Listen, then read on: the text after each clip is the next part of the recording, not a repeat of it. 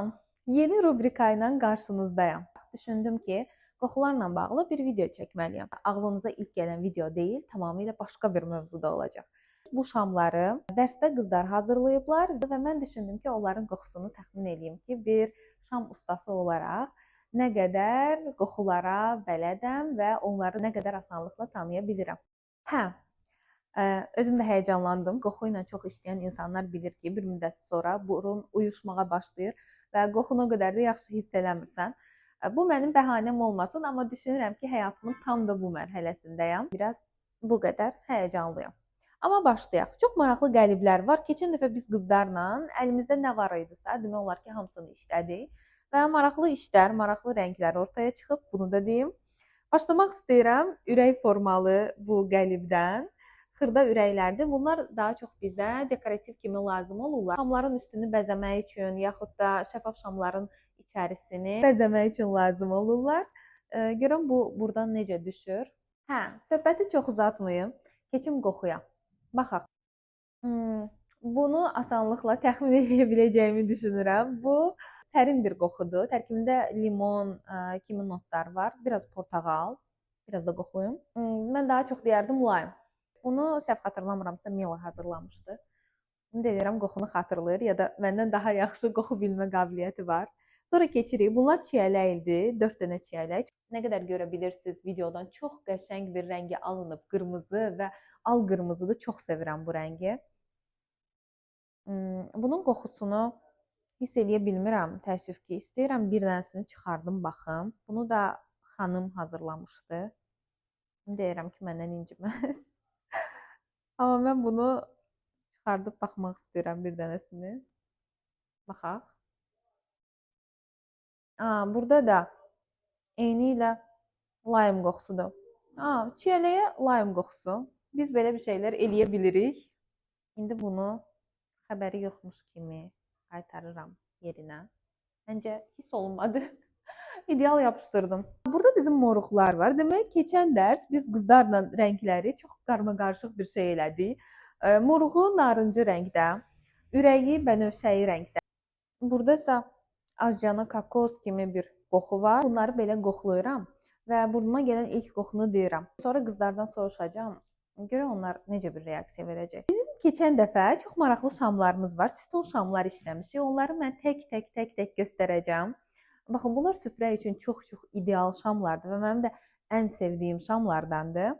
Sadəcə çox təəssüf ki, burada bizim bir şamımız belə qopub. Adətən nəyə görə olur? Təzə tökəndə yerindən tərpətməməliyik. Heç olmasa biraz özünü tutana qədər.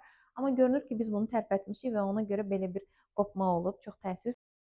Qoxu hiss eləmirəm. Qoxu hiss eləmirəm. Daha çox, deyim sizə, qəlibin qoxusu gəlir, nəinki şamın qoxusu. Ola bilər ki, qoxu zəifdir ya da mənim burnum zəifliyib. Ona görə bunu usul qoyuram kənara. Bu sütunu ümumiyyətlə çox sevirəm. Bu çox qəşəngdir. Bunda isə azcana çiyələk qoxusu hiss eləyirəm. Çox maraqlıdır. Sütuna çiyələk qoxusu, çiyələyə isə lime qoxusu. Çox fərqlidir. Və ümumən çox yumşaq bir qoxusu var və qoxunu çox tökməmişik. Yəqin ki, zövqə görə tökülüb və yumşaq bir qoxusu var. Sevdim, qəşəngdir. Belə bir sütuna. Mənim heç sevmədiyim sütundur. Özüm üçün evə seçməzdim. Amma bunu istehsal ediblər, biz də işlətmişik. Burada şirin qoxular gəlir. Biraz şokolad, biraz kokos. Əsas qoxu olaraq mənə şokolad gəlir.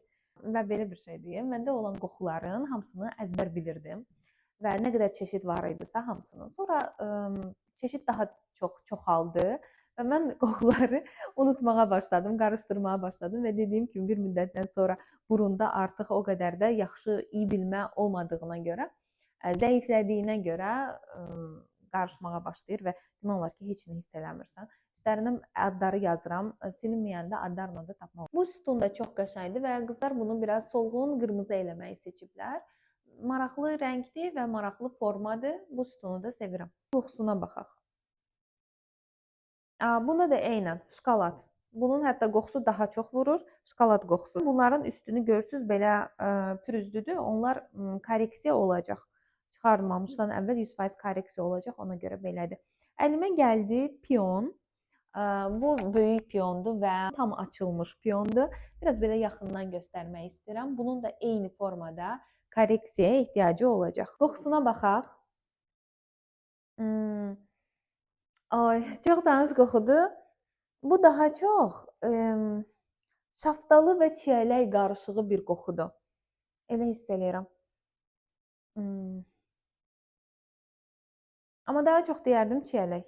Daha az şaftalı, daha çox çiyələk. Çox maraqlı da rəngi var, belə göstərim. Məndə bir ətir var idi.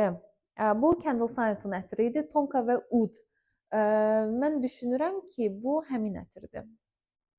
Ya da ona da oxşuyur əslində. İki fikrim var. Ya da Candle Science-ın Yuzu Blossom adında belə bir ətri vardı. O da çox gözəldir. Ona da oxşuyur. Çünki qoxulayanda çiçək qoxuları gəldi. İkinci dəfə qoxulayandasa mənə daha çox ud qoxusu və s. gəldi belə. Ona görə tam əmin ola bilmədim. Yəni bunu belə göstərim. Uzun və hündürdür. Sevgililərdir. Çox qəşəng bir şamdır.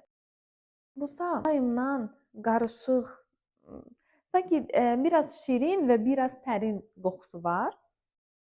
Limonlu konfet qoxusu gəlir. Açıq olmaq lazım olarsa limonlu konfet. Mən buna deyərdim. Ümid edirəm məndə belə adda ətir var. Bu qoxu. Bu Yuzu Blossom tülpana tam da belə bir qoxu gedərdi. Başqa bir qoxunu təsəvvür edə bilməzdim. Belə qarşıma qoyduğum bütün şamların hamısını qoxladım. Mənim üçün çox maraqlı idi, həm də çox həyəcanlı idi. Bəzilərini bildim, bəzilərini bilmədim. Düşünürəm ki, gələn dəfə bunu qəliblərdən çıxmış halda yoxlamaq olar. Çünki qəliblə olanda açığı mənim üçün çətin oldu. Qəlibin öz qoxusu olduğuna görə şamın qoxusunu biraz bastırırdı. Əgər sizin üçün də bu rubrika maraqlıdırsa, zəhmət olmasa mənə aşağıda kommentlərdə yazın. Xoşunuza gəlsə bu rubrikanı davam edeyim. Çox sağ olun izlədiyiniz üçün.